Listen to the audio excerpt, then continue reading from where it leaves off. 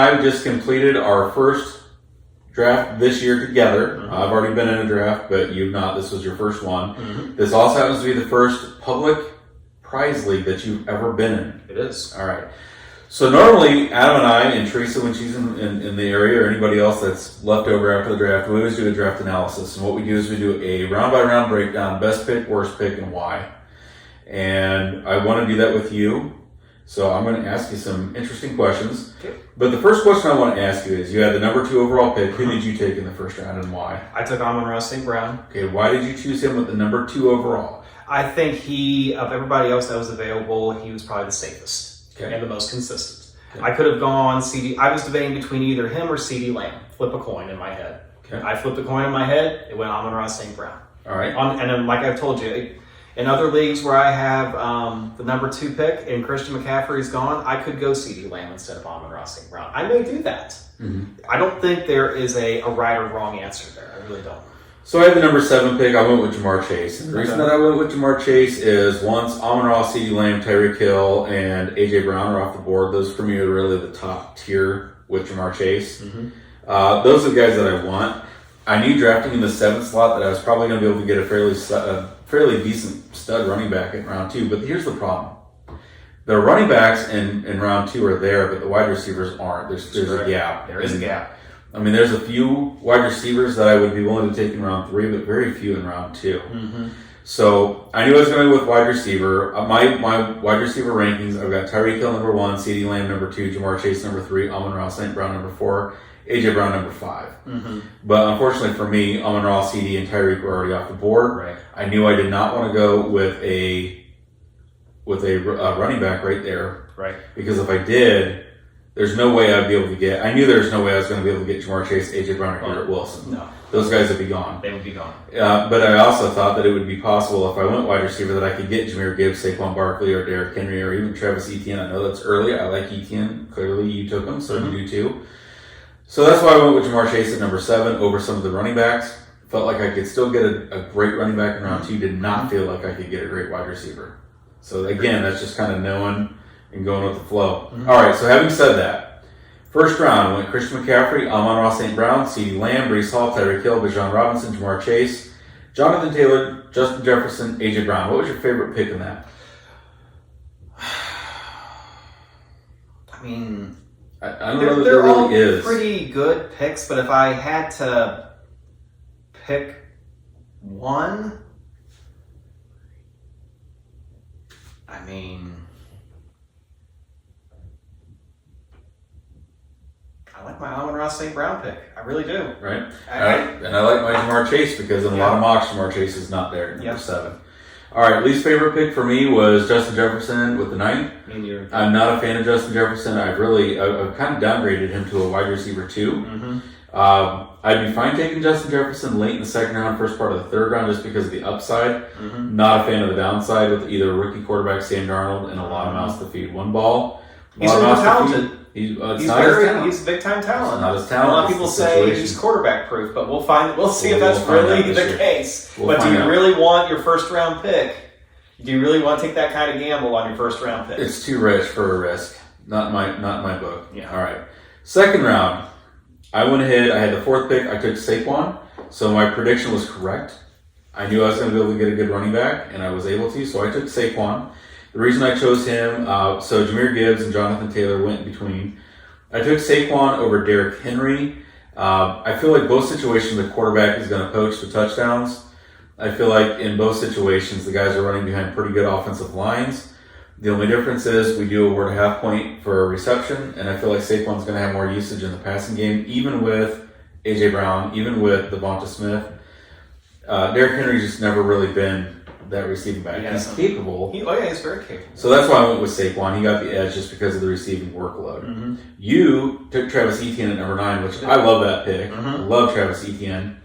Most people don't realize he was a top 5 running back last year. He was. Not only was he top, we're talking PPR though, but not only was he top 5, he led the league in broken tackles. Most people think he's a small guy, but led the league in broken tackles. Well, and like I told you, I've only had Travis Etienne in one league. His rookie year, I drafted him, and that was when he had that Lisfranc injury, and I dropped him, and somebody else picked him up, and that's perfectly, fine. But since that one time when I drafted him, I haven't had him in any other leagues until now. Let's see what he does. I would say my favorite pick in this round was getting Derrick Henry at number 6 for the team that got him. Yeah. Just simply because I do have such a high opinion of Derrick Henry, and to see him go in the middle of the second round, fantastic value. That was my favorite pick. What was yours? I don't mean to get on my high horse, but I gotta say Travis Etienne. Okay. I really, even though it's half point per reception this league, I think that was a very good bet, because just looking at, I think he was the last running back that was available before you start getting into kind of that question mark dead zone, so to speak. That lasts about a round and a half, maybe 2 rounds. So for my least favorite pick, it's a toss-up. Puka Nacua is too risky with Cooper Kupp back healthy this year for me at that price. Marvin Harrison Jr. is a rookie. I mean, wow. For that price, you're banking on a rookie. I know he's Marvin Harrison Jr., but that's still pretty scary. Right. Kyron Williams is kind of scary with the whole Blake Corum situation. I mentioned Kyron's already dealing with some injuries. I don't like the Josh Allen. Josh Allen, and it's simply because there's so many good quarterbacks. And passing touchdowns are only 4 points in this league. They're only 4 points. Yeah. That's where I'm going with my least favorite pick. That's way too early for a quarterback, and especially for Josh Allen. He's not my number 1 quarterback. He's like my number 4 or 5. So for him to go off number 1 at the position, and in the second round, I'm gonna have to. I do agree for all the same reasons we just talked about, but I'm just gonna go with it. All right, round number 3. You had the second pick. You took Nico. Explain. I think he's still going to be the number 1 wide receiver in Houston. He has some tremendous big playability. I think he's going to be the number 1 target for C.J. Stroud that C.J. Stroud is going to be looking for. I do not think it's going to be Stephon Diggs. Tank Dell is going to have his good games, but I still think Nico Collins is that wide receiver 1 that, in all honesty, if he has the year that I think he's going to have, he's going to be a top 5 wide receiver at the end of the year. So I had the 7th pick, and I went with Josh Jacobs. I wasn't sure what I was going to do. I wasn't sure. I could go with taking a wide receiver in the first and a running back in the second. My options were there. I will say I'm not an Olave fan. It was too early for me to take a quarterback or a tight end. I've got my reservations about Debo. I've got my reservations about DJ Moore. So I went in with running back. I could have gone with Rachaad White. He was the only running back I would have considered there because of his ability in the passing game. Plus, I think he actually packed on some pounds in this offseason to try to get the rush. I can see that. The thing is I feel like the upside is a little bit higher for Josh Jacobs overall. Now, if this was a full point PPR, I probably would have gone with Rachaad White over Josh Jacobs. It's a half point. Yeah. I did what I did. What is your favorite pick in this round? I like the Sam Laporta pick. The last pick in the round. He was the first tight end taken off the board, but I think that's a pretty good place to take your tight end 1. So your favorite pick was Sam Laporta. Yep. The last pick. Yep.